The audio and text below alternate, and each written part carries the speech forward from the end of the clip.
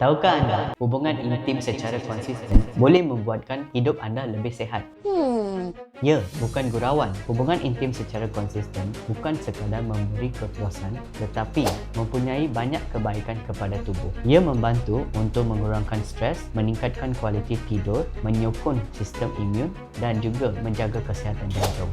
Untuk lelaki, beberapa kajian menunjukkan ejakulasi yang konsisten boleh menurunkan risiko untuk kanser prostat. Ia juga membantu mengurangkan rasa sakit badan dan juga merangsang hormon endorfin dan juga oksitosin yang boleh membantu untuk kesejahteraan emosi. Dari segi hubungan pula, ia akan mengeratkan ikatan dan juga meningkatkan keintiman dengan pasangan anda. Apabila dilakukan dengan kasih sayang dan saling memahami, ia memberikan kebaikan untuk tubuh dan juga hubungan kerana ia saling berkait rapat. Follow Medicura Clinic untuk info lebih lanjut.